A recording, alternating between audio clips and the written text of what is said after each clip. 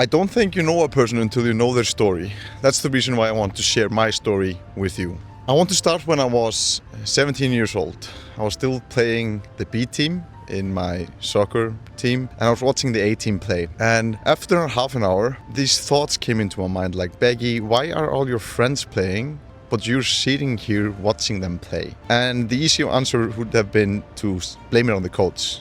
He's an idiot. But a better answer was to go home, run home. I live like a half a mile from the pitch, and find these yoga weights that my mom and dad owned, and wrap them around my feet and go out for a run. And I ran 6 miles, and I always refer back to that aha moment as a foundational moment that changed my life trajectory. Because at that moment, I started training as much as I possibly could. Not all the smartest, but the attention was there. And at that moment, I realized that if I wanted to succeed in soccer, it's fine to get support from family and friends and everything. But if I really want to succeed, it came down to me. Not my parents, not the coach. Of course, he has something to say, but it was all down unto me. Am I willing to make the work? And if I did make the work, I would succeed. So after that moment, I trained like a maniac. Then I got to the A team and I became the captain of the A team. And then I thought to myself, well, I want to go to the first team. That's always a goal for young individuals playing soccer in Iceland. And so then I started to think about like, what else does matter? Like, does nutrition matter? Yeah, nutrition matter if you want to get to the first team. So I took that. Everything in terms of nutrition, I got that all sorted out. And then I came to the first team. And when I got to the first team, I was like, I want to be the captain of the first team. Okay, what do I need to do to become the captain of the first team? Well, you need to take care of your recovery extremely well. You need to develop your leadership skills. You need to improve your mindset. You need to meditate, do visualization. You need to stretch. You need to do the cold plunge.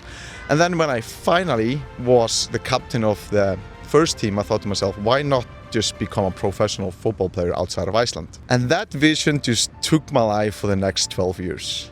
And I did everything, and it just saw my life through the goal of becoming a professional soccer player outside of Iceland. And that just, owned my life. And I did everything that I had control over based on the resources I had at that time to make that goal a reality. At the same time, when I was in football, I was also studying. So my parents are both teachers, and they taught me that if you get one tackle or you hurt yourself really badly, your career is over. So they encouraged me to study. I thought that psychology was just the most interesting thing I could study. I didn't have passion for it. So I started studying bachelor's in psychology, and I was still just focused on football. So the first time I tried it, I dropped out after 2 or 3 months. It was just too difficult for me. And I had this idea that I wasn't intelligent enough and I wasn't smart enough to pursue university education.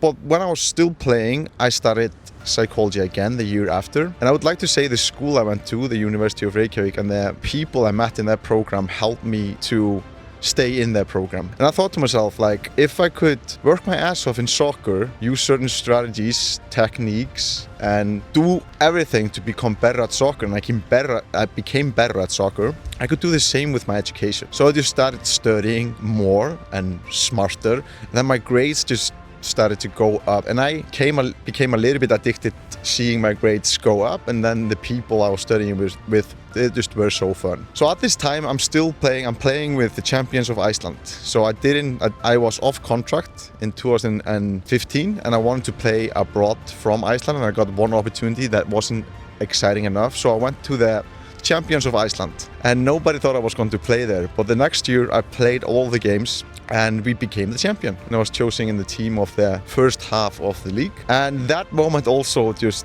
was so meaningful for me, because this guy, nobody that was watching me play when I was younger will have pointed at me and said, like, this guy is the only guy here that's going to achieve some success in soccer. But then I stayed at this club 1 year longer. We went to the cup final and we lost it. And the year after that, we got another coach. And when we got another coach, I had started my master's program in coaching psychology and positive psychology. I didn't want to when I finished my bachelor's, I knew I had to get 7.25 grade to be able to do a master's. I somehow managed to do that. That was not intentional. And then I was looking for, I didn't want to become a clinical psychologist because I couldn't relate to a lot of mental illnesses, but I knew there was something like sports psychology or something we can use psychological principles to help people succeed in life. So I stumbled on this program and for distance learning in positive psychology and coaching psychology from the University of East London.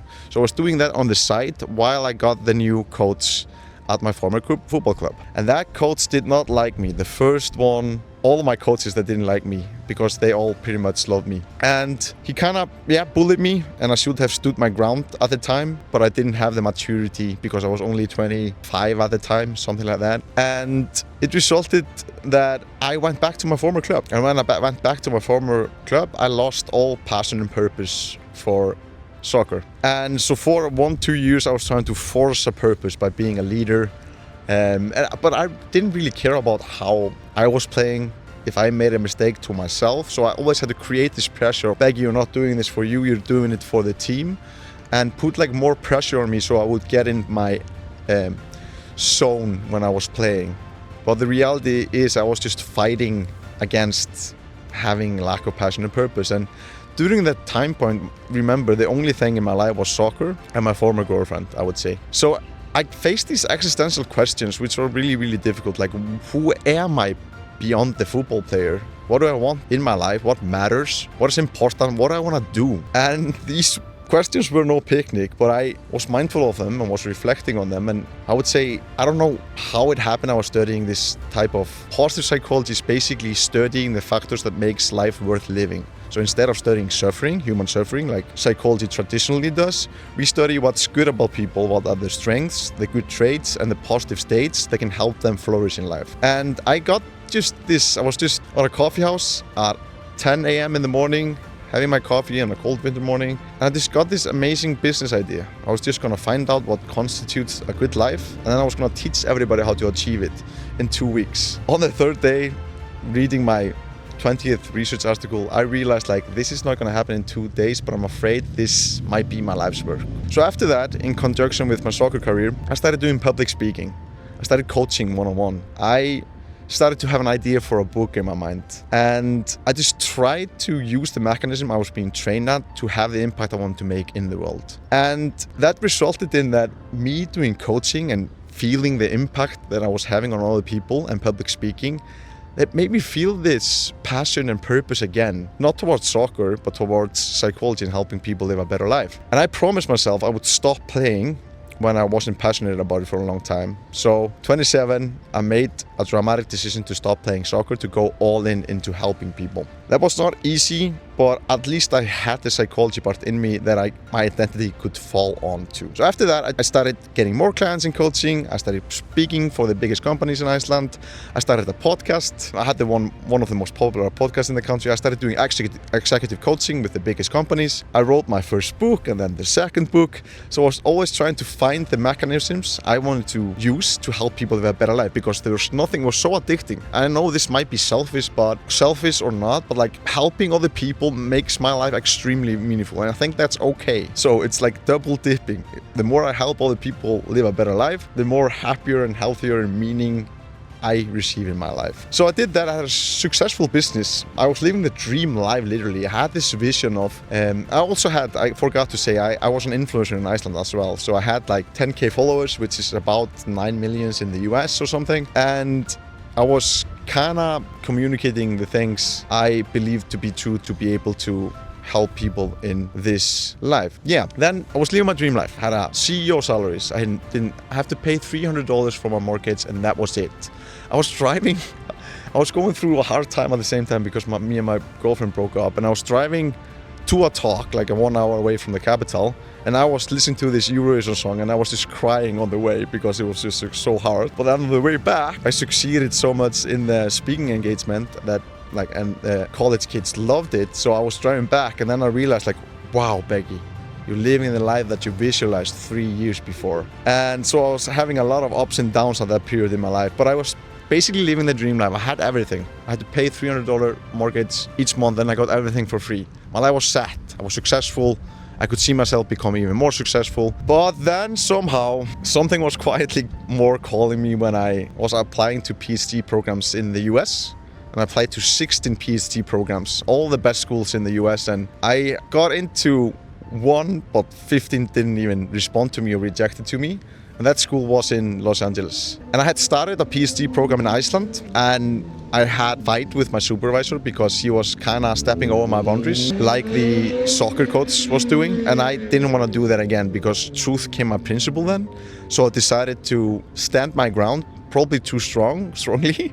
So we stopped working together. We lost our funding and our project. So I was in this limbo of finding another PhD advisor and a project when I applied to these schools, and then I got in. So I faced this decision, like, do I continue living my dream life, safe, secure? I'm going to be successful. I don't have stress about money. My family is here. My friends are here. Or do I embark on the hero's journey? Do I say yes to the call to America, to increase my expertise, to become a doctor, to be able to have a greater impact on the world because we are only 380,000. First, I was thinking about this for like 3 weeks, and then I took the decision first to stay at home. That decision didn't sit well into me, so I made that decision on Friday. And on Friday, Saturday, and Sunday, I was calling all my friends and talking to my family members, kind of wishing they would tell me that this was a wrong decision and I should go and take the call. But I kind of noticed that myself, so I decided to take the call. So left everything I had behind, went into PhD, and then there was another extremely hard transition forward. And now I've been here for 3 years. I think the first year was extremely hard, finding your people, your routine, navigating through new culture. But when I moved to Venice 2 years ago, I think my LA life started. The people here, communities here, the opportunities I've had, the learnings I've had are just, the lifestyle I live, it's just remarkable. I'm just going to continue doing what I do best, and that's using the mechanism of in which I'm trained at, and seizing the opportunities that I think is meaningful in the future. And I'm looking forward to keep you posted and sharing more with you. But I hope that this would give you a little bit more insights in who I am and why I do what I do. And I'm just looking forward to continue to sharing this journey with you. And hopefully you will get more insight into my personality, and I can communicate things in a more nuanced manner than I do on the short form content. And this is like way more psychologist baggy.